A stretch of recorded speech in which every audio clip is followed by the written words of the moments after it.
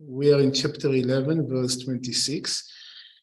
But today also I will tell you a story, because Arjuna is mentioning few names of people he is seeing in his cosmic vision. And these people are very important. These people are very special in this story, and to see their character, to hear about their lives, can help us in understanding the Bhagavad Gita, I think, in a different light. And today we are going to talk about Karna. Karna is a very special character, and I will read again from the Mahabharata by Rajgopalachari, which I read last time. Okay? I start the story with his birth. It is actually a story about his mother, Kunti. Okay, those of you who know the story, I think you will appreciate refreshing it. And those of you who don't know, just take it as a separate story and not without understanding the whole background around it. Okay. Sura, the grandfather of Sri Krishna, was a worthy scion of the Yadava race. His daughter, Pritha, was noted for her beauty and virtues. Since his cousin, Kunti Bhoja, was childless, Sura gave his daughter Pritha in adoption to him. From that time, she was known by the name of Kunti, after her adoptive father. Okay, we have a little girl. She is very sweet. Her father is a king, and he has a cousin or a friend that is childless, and her father is giving her as to adoption to his friend Kunti Bhoja, and that's why her name becomes Kunti. Before, her name was Pritha, and therefore Arjuna is called Partha. Many times Krishna is calling him Partha. This is coming from him. When Kunti was a little girl, the sage Durvasa stayed for a time as a guest in her father's house, and she served the sage for a year with all care, patience, and devotion. He was so pleased with her that he gave her a divine mantra. He said, yeah.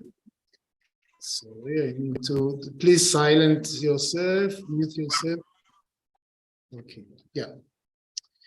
He was so pleased with her that he gave her a divine mantra. He said, if you call upon any god repeating this mantra, he will manifest himself to you and bless you with a son equal to him in glory. He granted her this boon because he foresaw by his yogic power the misfortune which was in store for her future husband. So Kunti was a little girl, and she got the job to look after this saint. His name was Durvasa. And he was very pleased with her. So he told her, I'm giving you something you don't understand now. You will understand it later. It is a mantra. When you repeat this mantra, meditating on any god, that god will come and give you a child with his own qualities. That's the idea.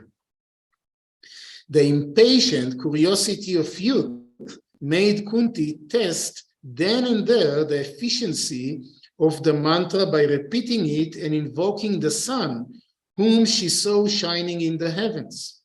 At once the sky grew dark with clouds, and under cover of them, the sun god approached the beautiful princess Kunti and stood gazing at her with ardent, soul-scorching admiration. Kunti, overpowered by the glorious vision of her divine visitor, asked, "Oh God, who art thou?" So the little girl wanted to test it. She repeated this mantra, looking at the sun and thinking about the sun god, and suddenly the sun god appeared before her, and she asked him, "Who are you?" The sun replied, "Dear maiden, I am the sun. I have been drawn to you by the spell of the sun-giving mantra that you have uttered." Kunti was aghast and said, "I am an unwedded girl dependent on my father. I am not fit for motherhood and do not desire it. I merely wish to test the power of the boon granted by the sage Durvasa.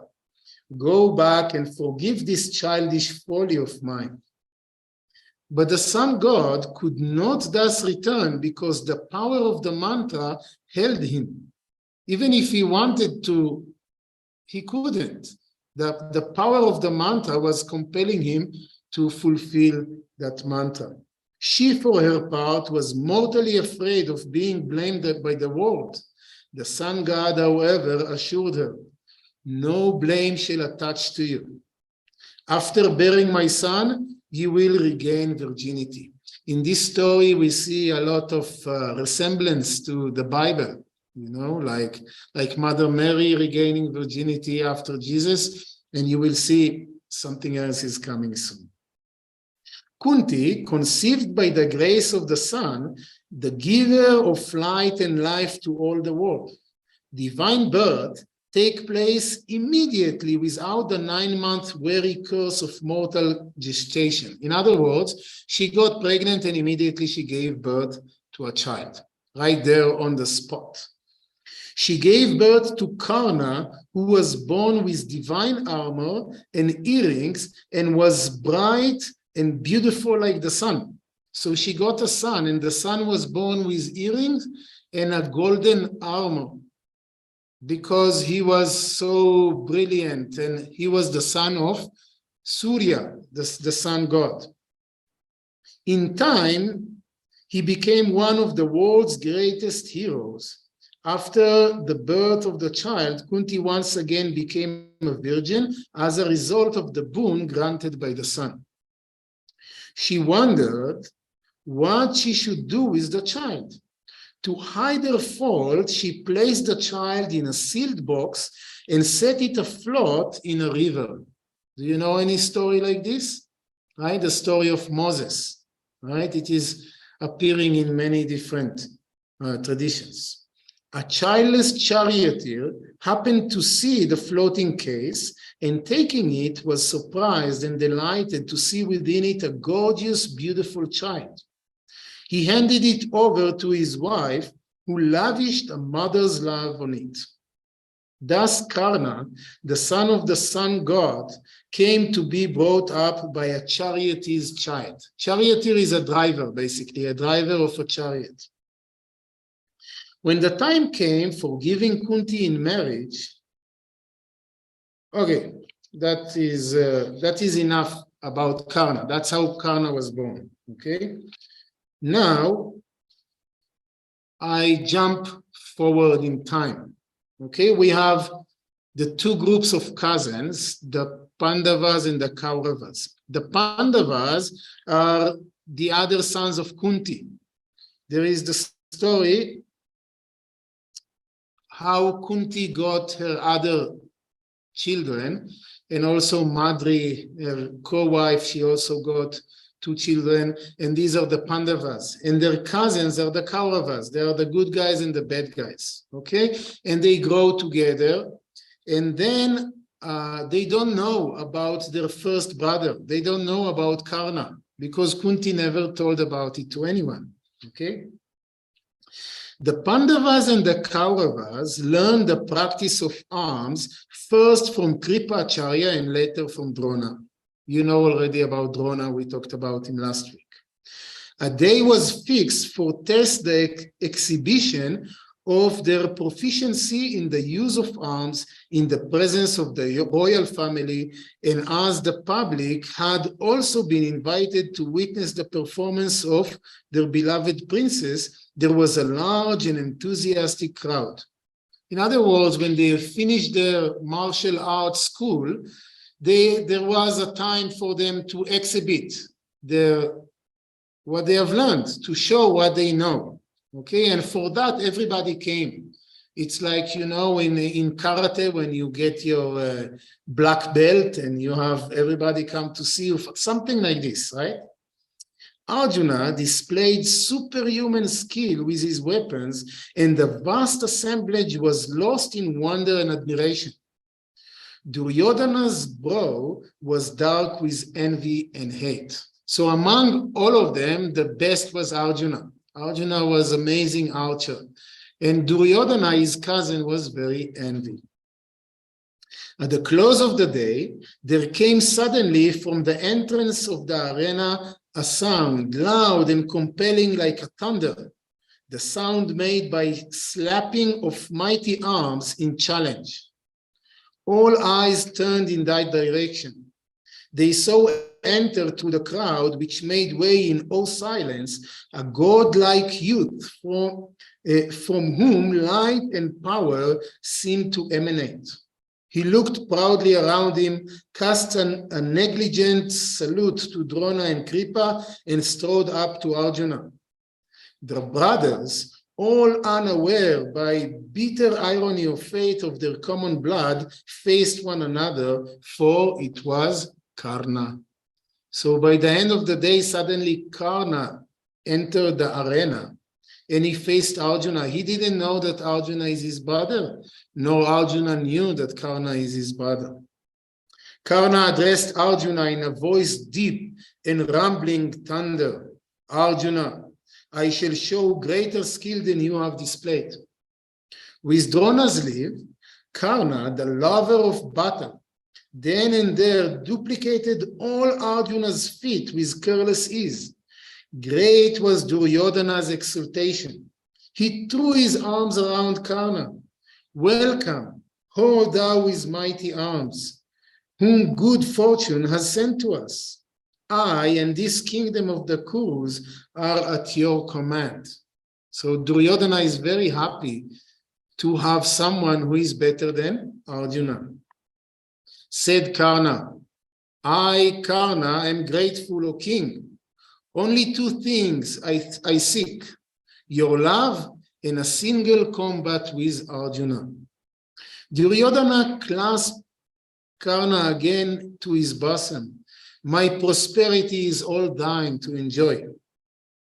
As love flooded Duryodhana's heart, even so did blazing wrath fill Arjuna, who felt affronted, and glaring fiercely at Karna, who stood stately as a mountain peak, receiving the greetings of the Kauravas brothers, he said, O Karna, slain by me, thou shalt presently go to hell, appointed for those who intrude uninvited and prate unbidden.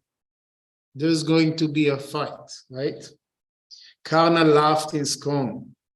This arena is open to all, O Arjuna, and not to you alone. Might is the sanction of sovereignty, and the law is based on it.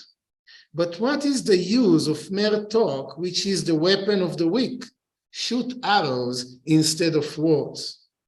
Thus challenged, Arjuna, with Drona's permission, hastily embraced his brothers and stood ready for combat, while Karna, taking leave of the Kuru brothers, confronted him weapon in hand.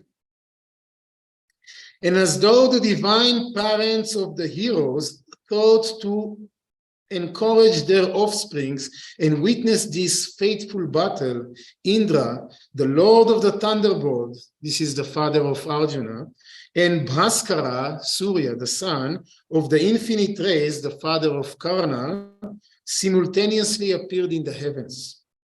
When she saw Karna, Kunti knew him as her firstborn and fainted away. Imagine Kunti, the mother of both of them, knowing that they don't know they are brothers and they are going to fight and one of them is going to die. Imagine her situation. Vidura instructed the maidservant to attend upon her and she revived. She stood stupefied with anguish, not knowing what to do. As they were about to join in battle, Kripa, well versed in the rules of a single combat, stepped between them and addressed Karna. So Kripa was one of the teachers. He came and he addressed Karna. This prince who is ready to fight with thee is the son of Prita and Pandu, and a scion of the Kuru race, or of the Kuru race.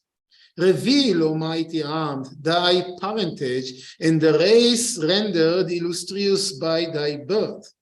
It is only after knowing thy lineage that Partha can fight with thee. For highborn princes cannot engage in single combat with unknown adventurers. So Kripa says, Karna, who are you? Tell who are you and who you belong to, because Arjuna cannot fight just with anyone. Okay, in those days, we can see there was a lot of what you call prejudice or caste was a big deal. And he says, if you want to fight with Arjuna, first say, who is your father, who is your mother, where are you coming from? When he heard these words, Karna bent down his head like a lotus under the weight of a rainwater. Duryodhana stood up and said, if the combat cannot take place merely because Karna is not a prince, why? That is easily remedied. I crown Karna as the king of Anga. He then obtained the assent of Bhishma and Dhritarashtra, performed all the necessary rites, and invested Karna with the sovereignty of the kingdom of Anga, giving him the crown, jewels, and other royal insignia. At that moment, as the combat between the youthful heroes seemed about to commence, the old charioteer, Adhirata, who was the foster father of Karna, entered the assembly, staff in hand and quaking with fear. So Duryodhana, just to make sure they will fight, he made Karna a prince. Okay, and now they were just about to fight when suddenly the father of Karna, the charioteer, appeared. No sooner did he see him than Karna, the newly crowned king of Anga, bowed his head and did humble obeisance in all filial reverence. The old man called him son, embraced him with his thin and trembling arms, and wept with joys, wetting with tears of love his head already moistened by the water of the coronation. So Karna is just bowing to his father, and he said, his father, he says, hello, my son, or something like this, and everybody knows that this is his father, he's just a charioteer. At this side, Bhima roared with laughter and said, oh, he is after all only a son of a charioteer. Take up the driving whip, then as befitting your parentage. Thou art not worthy of death at the hands of Arjuna, nor shouldest thou reign in Anga as a king. At this outrageous speech, Karna's lips trembled with anguish, and he speechlessly looked up at the setting sun with a deep sigh, but Duryodhana broke in indignantly. It is unworthy of you, O Vrikodara, Vrikodara is Bhima, to speak thus. Valor is the hallmark of Kshatriya, nor is there much sense in tracing great heroes and mighty rivers to their sources. He says, Duryodhana says, parentage is not important. What is important is to be a hero. He is a hero, so he is a Kshatriya. I could give you hundreds of instances of great men of humble birth. And I know awkward questions may be asked of your own origin. Why? Because Bhima is the son of the wind god, not of his so-called father Pandu, right? Look at this warrior, his godlike form and bearing, his armor and earrings, and his skill with weapons. Surely there is some mystery about him, for how could a tiger be born of an antelope? Unworthy of being king of Anga, didst thou say? I verily hold him worthy to rule the whole world. Now, what I take from this discussion is that people find arguments in their favor in every circumstance, in every condition that we find ourselves. We will just find a way to justify what we say, what we believe, and what we do. You know, and it is not a question of truth. And if somebody is a little bit more eloquent, that somebody may even convince others in his righteousness, that's not necessarily the way of righteousness. Oftentimes we get in arguments with our friends, with our not friends, with other people, and everybody is sure that their arguments are all the way true. Their arguments are so compelling and so strong. We see it all along, and you will see it also later on in this story. And the truth is not about arguments. The truth is not about that. The truth is about your heart. Look into your heart and see what is there, I say it because I find myself sometimes justifying myself in so many ways, and the other person justify their own ways, their own thoughts, their own ideas. And well, who is right? I'm sure I'm right. They sure they are right.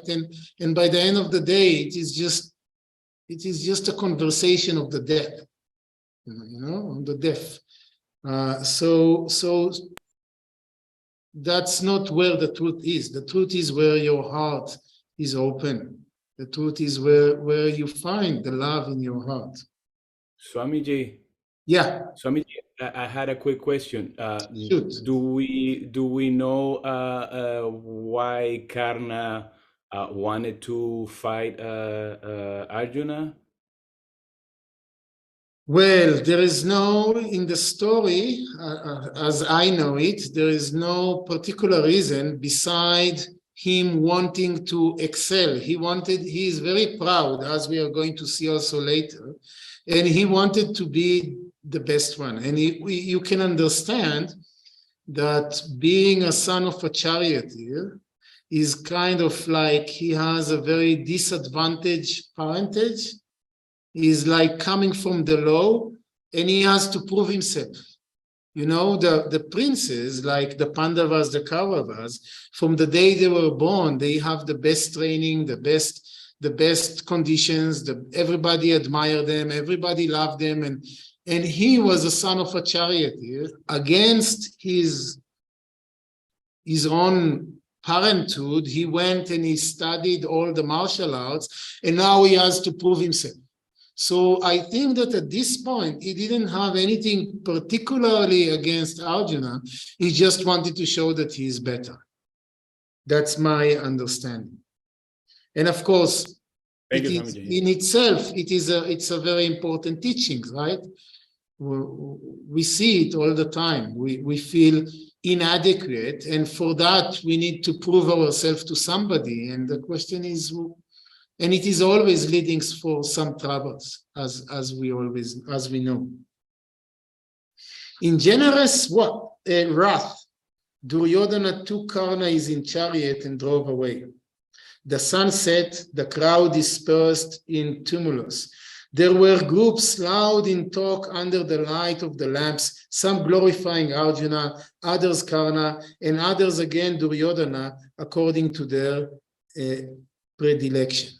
So again, it is the idea that everybody always believe that we always believe that we are right and we are on the correct side, and then everybody has their opinion, and everybody is taking sides, But again, reality is evolved. Reality is complex, and there is no question of right and wrong as such. It is just beyond that,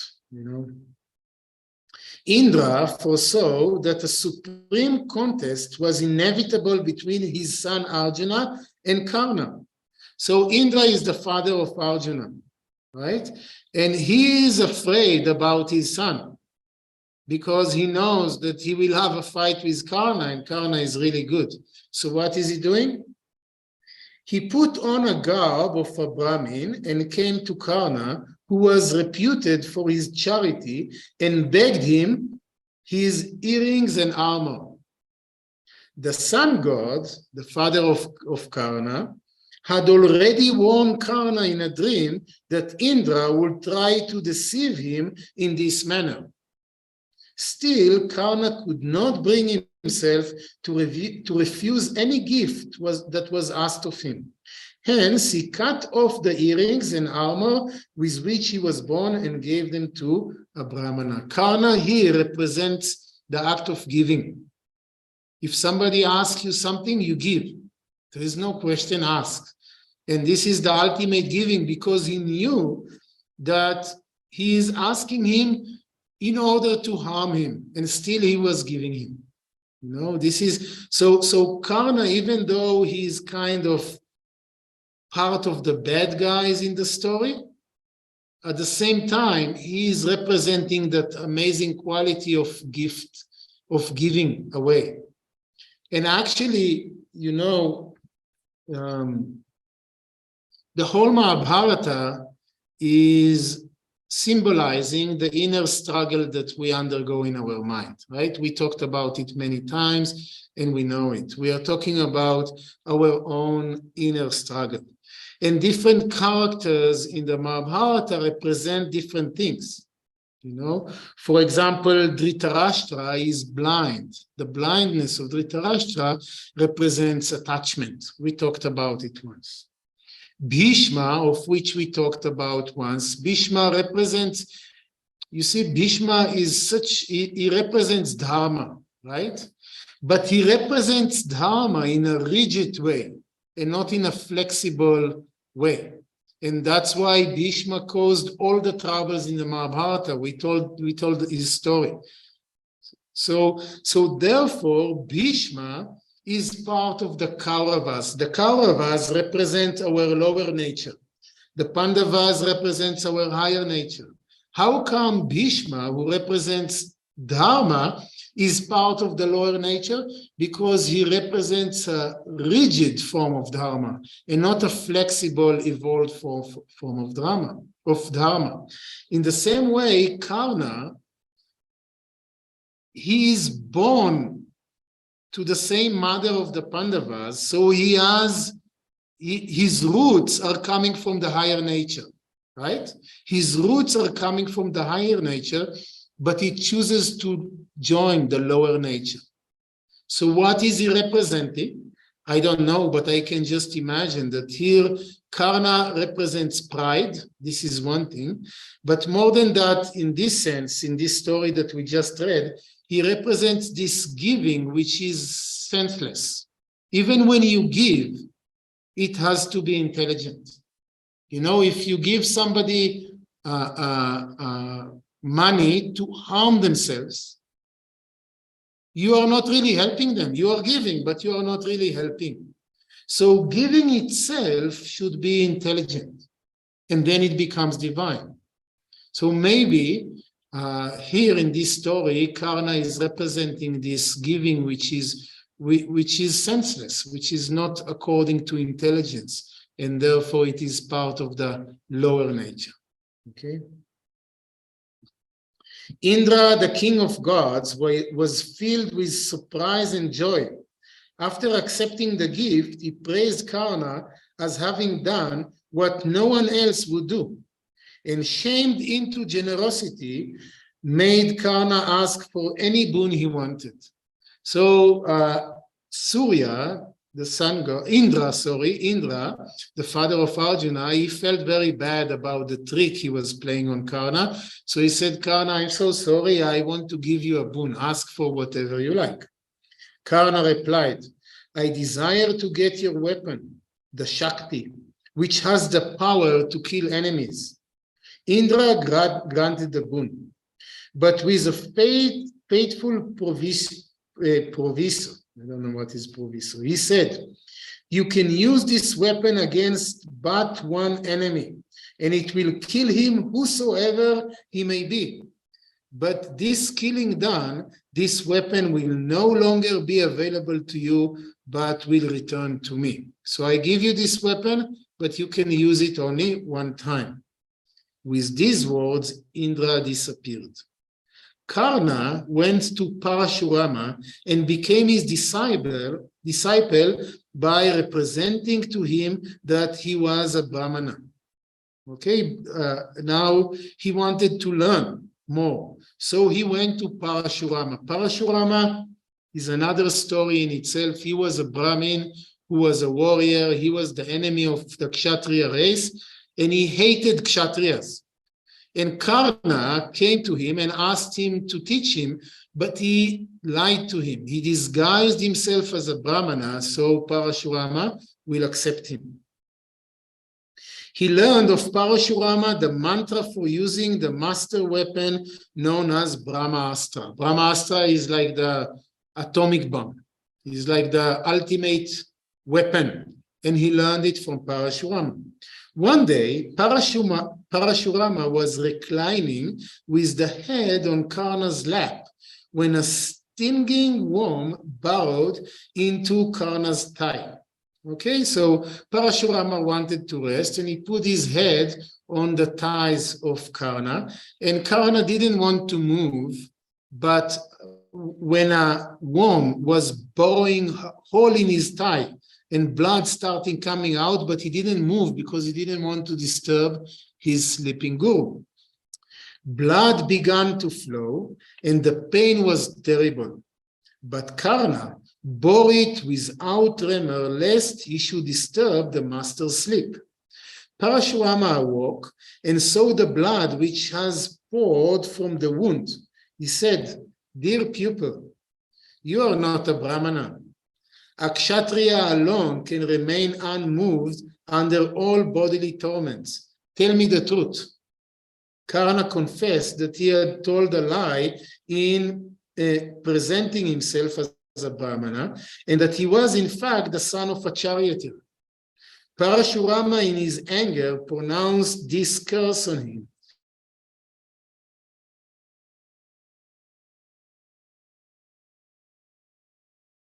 "Since you deceived moment, you will be in your hour comes." It was because of this curse that at the crisis of this last fight with this we will see later.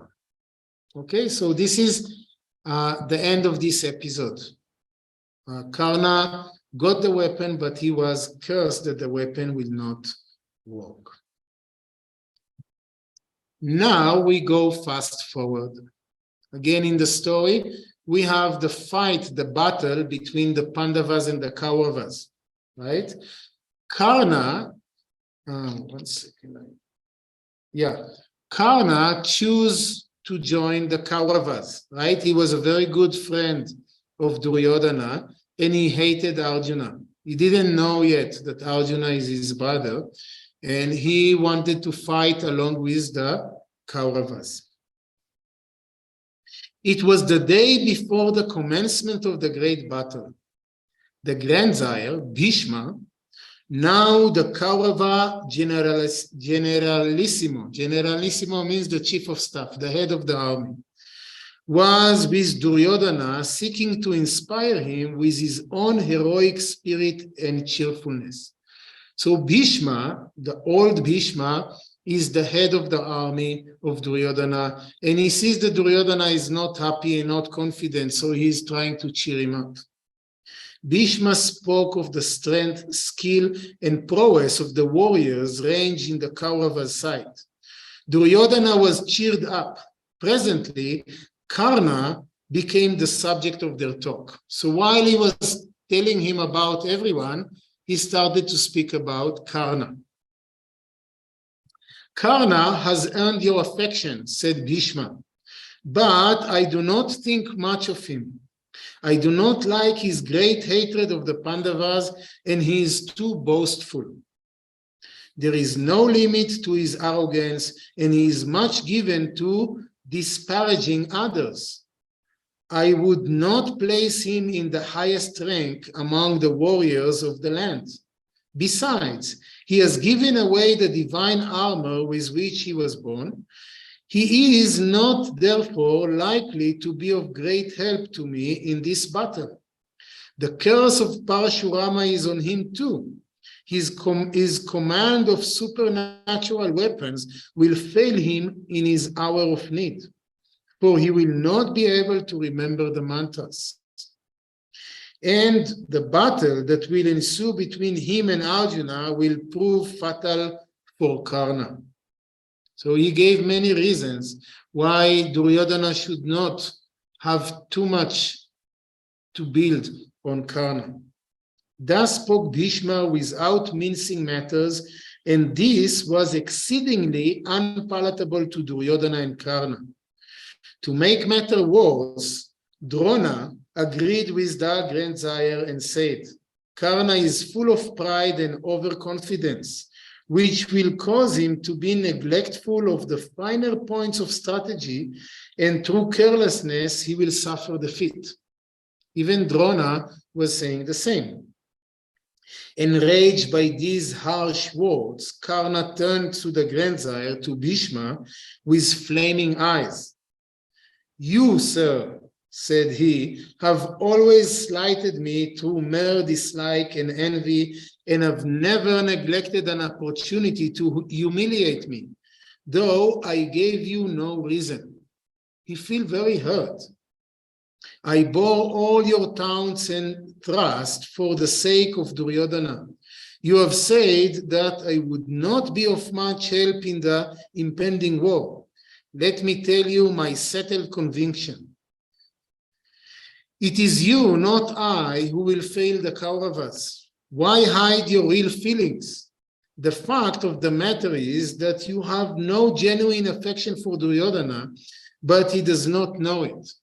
So you see, now Karna is also using a lot of good logic. He is right. Bhishma doesn't like the Pandavas, it is true. And he is giving very good arguments in order to arrive at the wrong conclusion.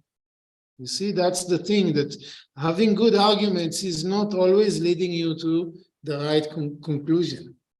Hating me, you seek to come between me and Duryodhana and poison his mind against me. And in furtherance of your wicked design, you have been belittling my strength and running me down. You have stooped to behavior unworthy of a Kshatriya.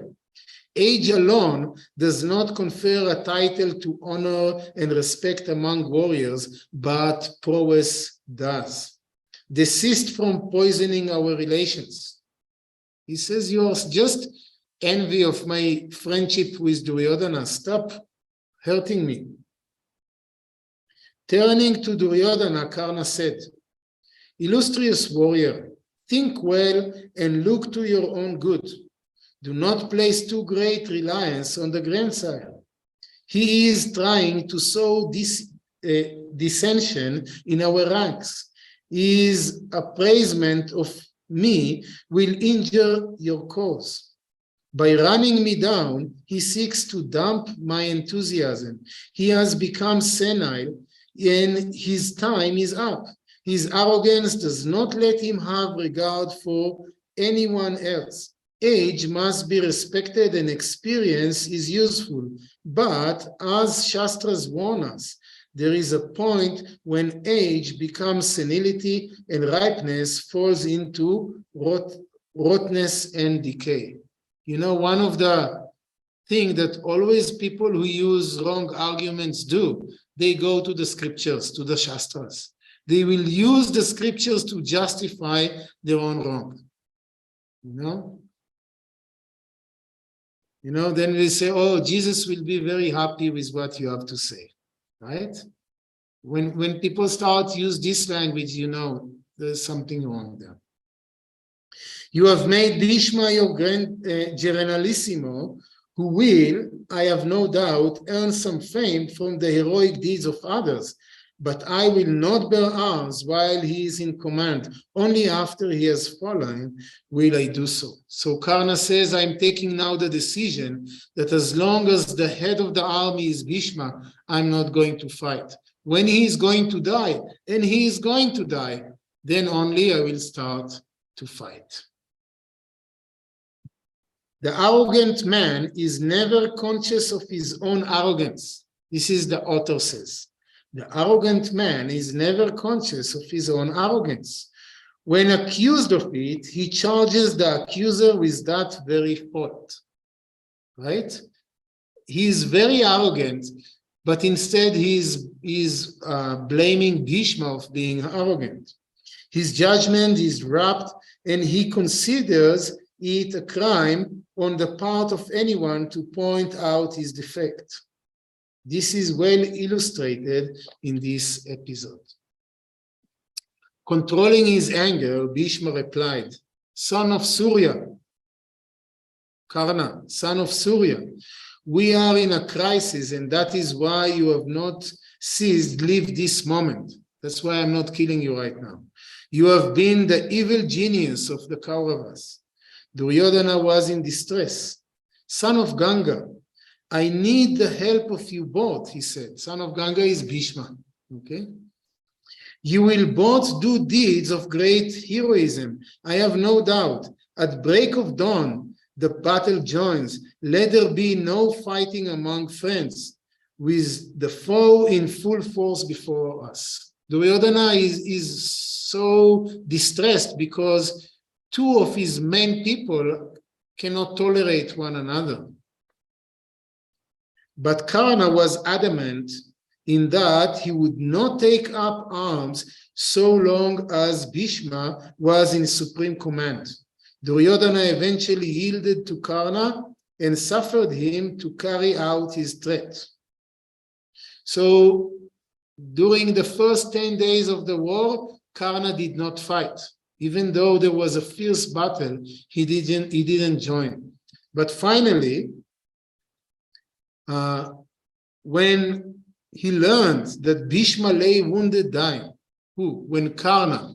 So now again, we go fast forward 10 days into the war. At that point, Bhishma was covered with arrows, all his body, from Arjuna and Drishtadyumna, and he fell from his chariot, and he had the bed of arrows. He didn't die because he had the boon that he will die only when he wants to. He didn't die, but he was lying on a bed of arrows. And at that moment, the fight ceased. Everybody stopped fighting, and both the Kauravas and the Pandavas came and they stood around Bhishma.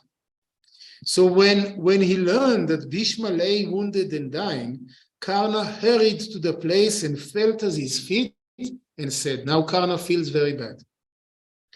"Eldest of the race, Radha's son, who through no fault of his incurred your great displeasure, humbly prostrate himself before you." Who is Radha's son? Himself. He says, it's not my fault, but somehow you don't like me and you disgraced me, but I seek your forgiveness. I seek your pardon.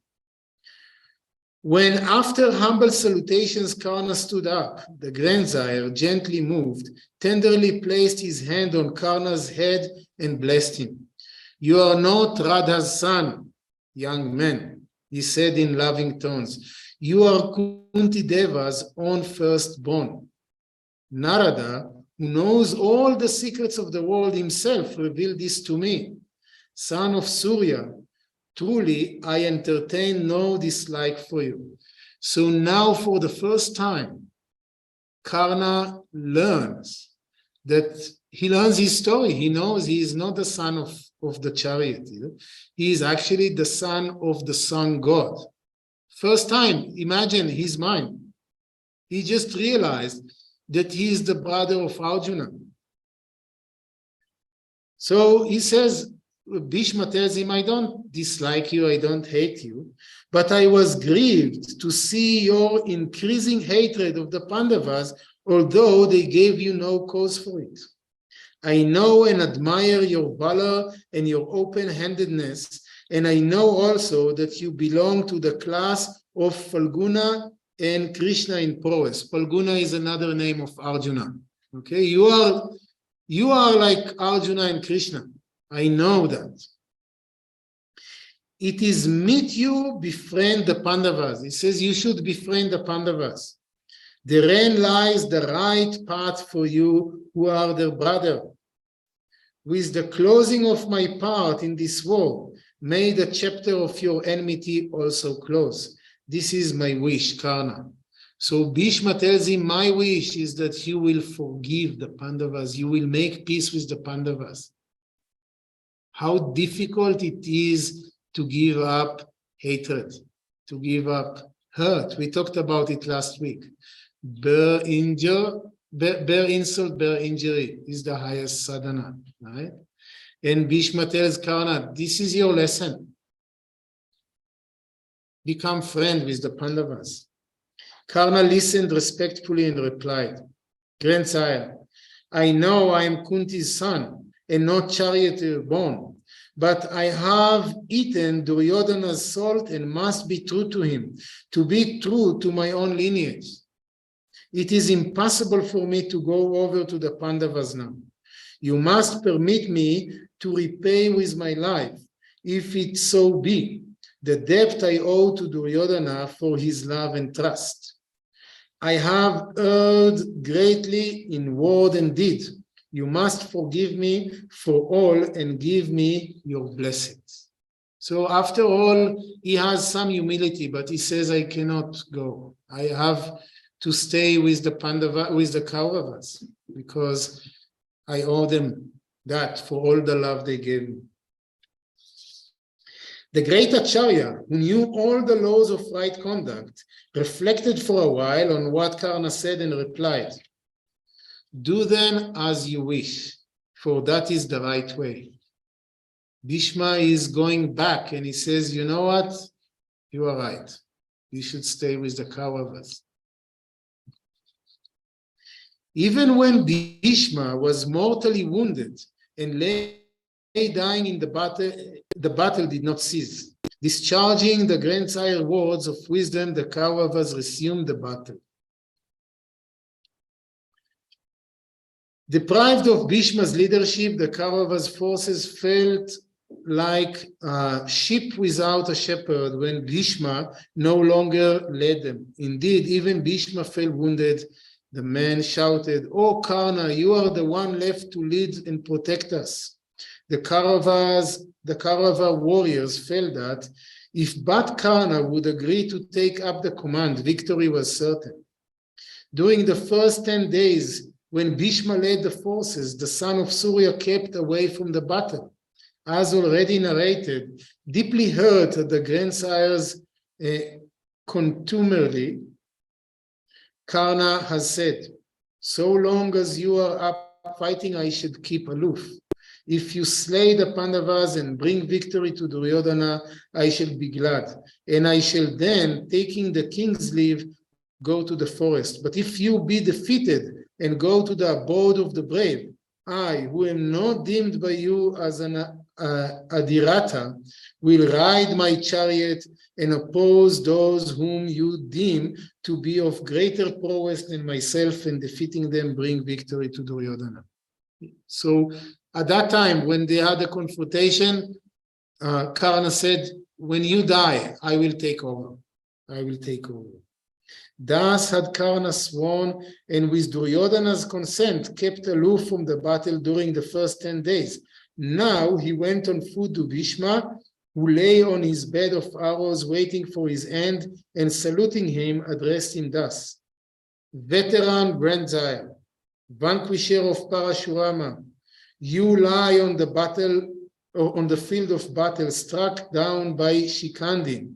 If you, who had reached the summit of right living and were an embodiment of purity itself, must lie wounded in this manner, it is clear that no one can attain in this world what he deserves by his merit." He's very wise. He said, seeing you suffering so much, even though you were the embodiment of Dharma, shows that in this world, you can never get the full happiness just by following Dharma. Full happiness will come later, in heaven or in liberation. In this world, we will have to suffer even if we are very good. You were the one boat on which the Kaurava princes depended for crossing the flood of their travels. Heavy indeed will be the blow which the Pandavas will now deal at the Kauravas, and great will be their consequent distress.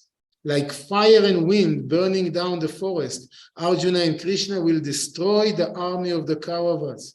This is certain. Turn your gracious eyes on me and bless me, who have accepted the command of the forces. So Karna says, I know that we are going to be defeated. Just bless me. Let me do my best. Bhishma gave his blessing to Karna. You are like the good earth to the seeds, like rain clouds to giving beings, ever dependable, firm in your loyalty. Serve Duryodhana and save him. You vanquished the Cambodia for him. You put down the Kiratas of the Himalayan fastness for him. I don't know these stories. You fought the Giri Vrajas on his behalf and defeated them. Many more things you have accomplished for him. Take charge of the Kaurava army now as your own rich possession and guard it well. May you lead Duryodhana's forces to success. May you have every good fortune. Fight your enemies. Go. Karna, having received the benediction of the grandsire, mounted his chariot and rode to the battlefield. When the valorous Karna entered the field on his war chariot, Duryodhana's joy knew no bounds. His sorrow at having lost Bhishma was in some degree alleviated. Well, we don't have time to read about the death of Karna. Maybe we will read it next week. We'll see. That's also interesting. We are almost, the time is up. I just wanted you to say hello to Swami Atmananda. He asked not to speak today, but I'm so happy that he is here with me, and I just wanted him to say hello. So if you don't mind. So you don't need to go. Yes. Just say hello. Jai Durga. So today you heard about Karna. It's one of the greatest stories of Mahabharata. The character of Karna is unbelievable. And he's called some of the books when they write, his whole story is like one of the most unfortunate persons. Karna's life was most unfortunate. And he was the best guy of all those people there that were involved. Yeah. You know, even on the day he has to fight, his mother comes in the night. You know, they are there in the enemy camps. But in old time, anybody could, once the evening happens, there are no enemies, no fighting is. People could mix and do anything. So in the night, Karna is lying in his tent, and a lady goes, the guard says, there's a lady waiting to see you. He said, bring her in. Because guard doesn't know who it is, because she had covered herself up. She comes in, and Karna says, this is Pandava's mother, Kunti. So he says, please come and sit. He tells her, why have you come today to meet me? And then, because this was all the plan of Krishna, you see.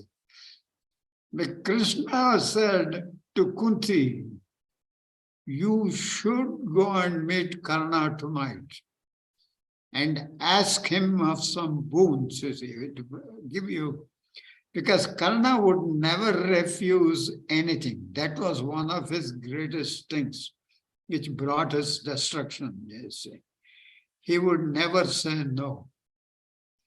Because even Surya, his father, would have told him, you see, next morning, if a Brahmin comes and asks you something, don't say yes, refuse him. Because it is said, as the story goes, Arjuna's father is Indra. So he would have come there to ask him to give this armor that he was wearing. Because that armor nobody could see. It is covered by the skin. But under the skin is that armor which protects Karna. If it is there, Karna cannot die.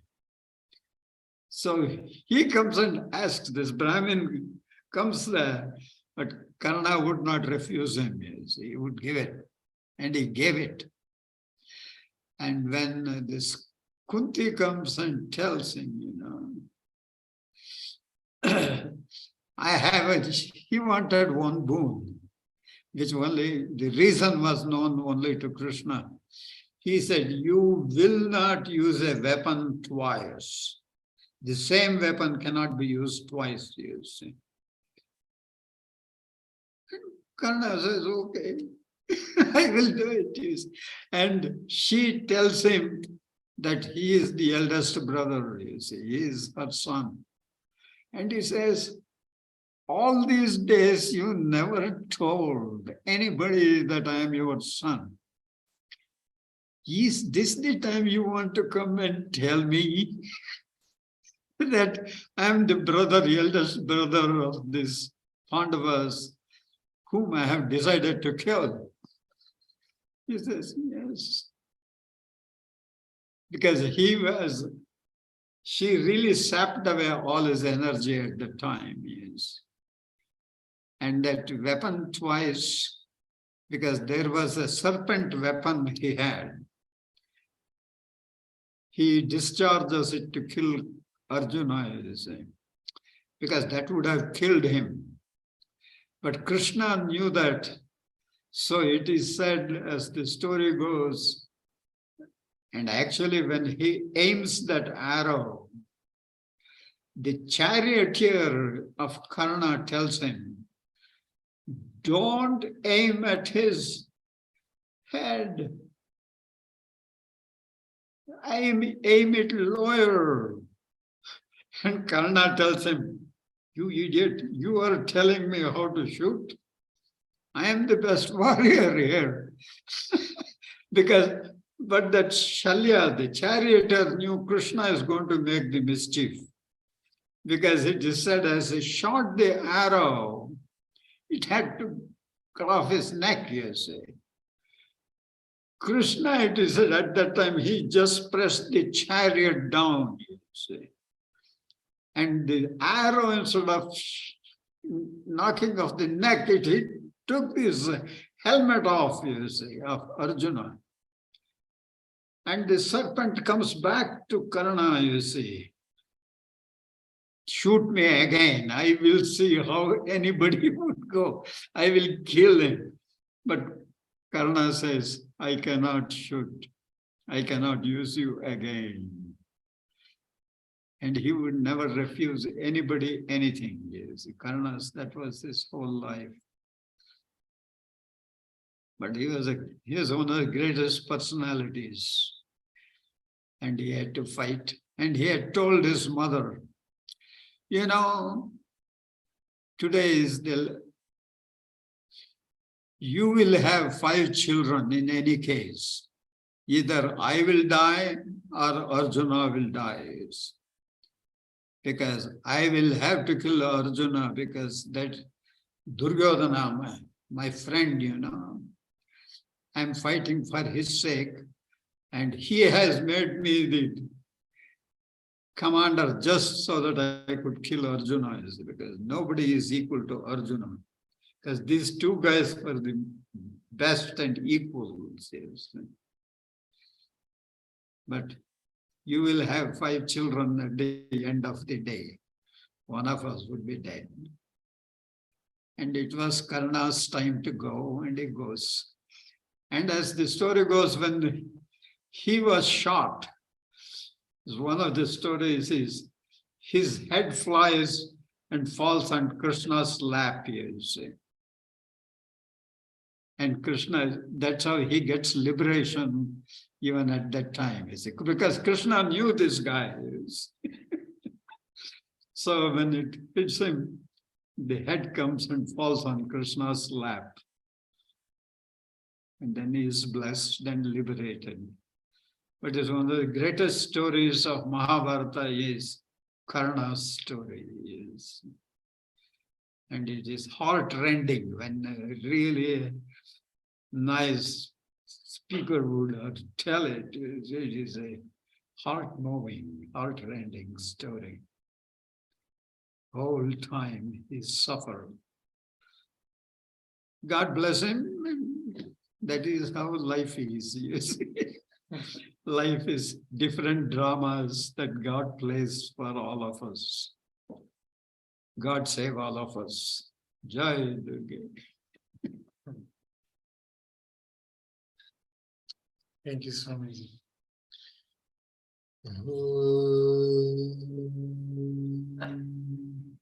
Asatoma Sadgamaya Tamasoma Jyotirgamaya Mrityorma Mritam Gamaya Om Purnamada Purnamidam Purnat Purnamudachyate Purnasya Purnamadaya Purnameva Vashishyate Om Shanti Shanti Shanti. Shri Sadguru Maharaj Ki Jai. Hari Om. See you next week. Thank you.